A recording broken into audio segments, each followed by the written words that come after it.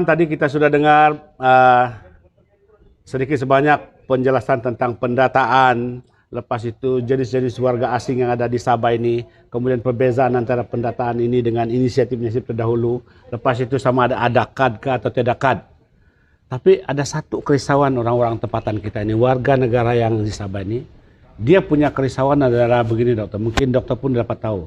Kerisauan dia ini, orang-orang yang kita daftarkan ini, orang-orang yang ada data ini, kalau data dia 500.000 ke 600.000 data yang kita kumpul ini, mereka takut kalau ada di antara mereka ini mengambil bahagian dalam pengundian, menentukan kerajaan kita pada masa akan datang, dan itu amat bahaya. Jadi apa pendapat dokter tentang itu? Saya setuju dengan kerisauan ini, sebab ini sebenarnya bukan benda yang asing.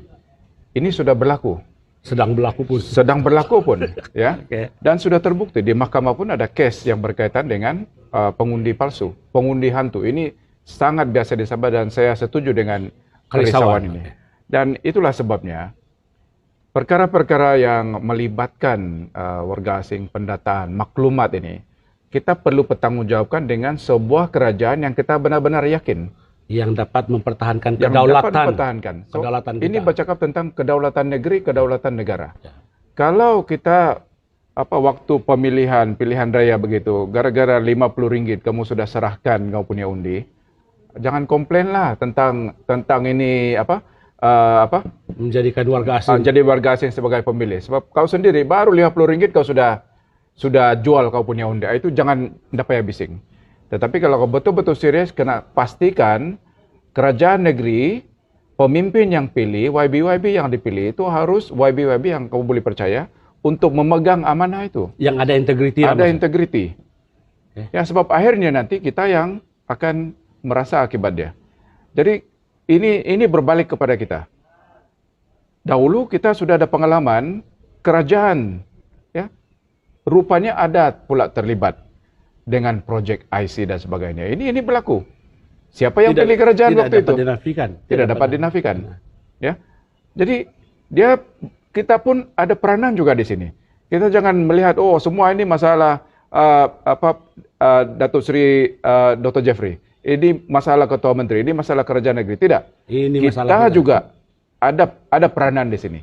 Ya, jadi kita kena pastikan kerajaan yang dipilih itu kerajaan yang betul-betul kita boleh amanahkan dengan data-data yang sensitif seperti ini. Terima kasih dokter. Atau tidak, kita kena pilih. Terima kasih dokter. Saya cukup paham, saya cukup setuju dengan pendapat itu, sebab pada kita itu sebenarnya kalau data sensitif yang kita kumpul ini jatuh ke tangan orang yang tidak ada integriti, yang tidak dapat mempertahankan kedaulatan negara kita, negeri dan negara kita, itu pasti akan dimanipulasi. Mesti akan dimanipulasi. Ya. Jadi kita serahkan kepada tuan-tuan, pengundi-pengundi semua, rakyat semua. Pilihlah sebuah kerajaan yang betul-betul kita rasa berintegriti, menjaga nama baik, menjaga kedaulatan kita.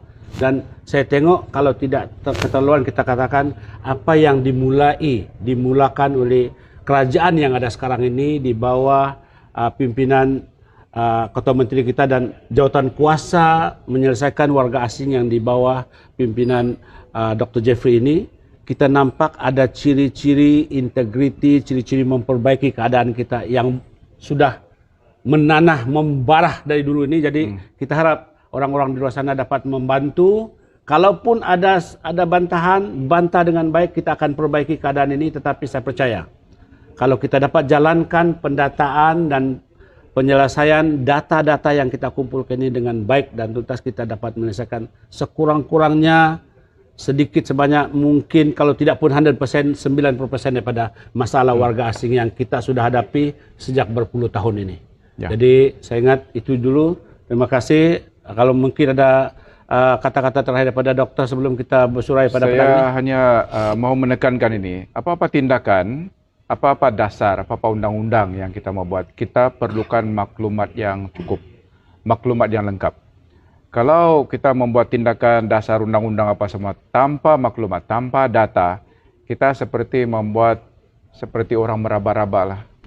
Ya, kita masuk dalam bilik gelap, kita tidak tahu apa di depan kita, apa di atas, apa di kiri kanan kita. Tetapi dengan data ini, dia memandu kita, dia memberikan kita cahaya untuk melihat masalah ini dengan lebih jelas, dan kita boleh buat tindakan, buat apa-apa peraturan, undang-undang yang mengenai sasaran dia. Bukan main rambang saja. Iya. Terima kasih. Itulah dia keperluan intipati kenapa pendataan ini amat penting.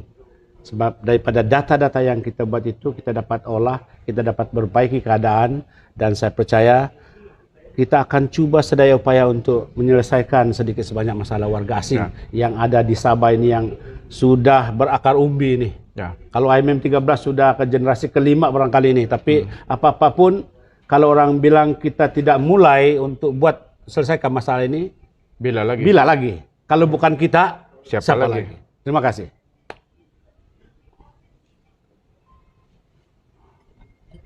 Wah, kita minum.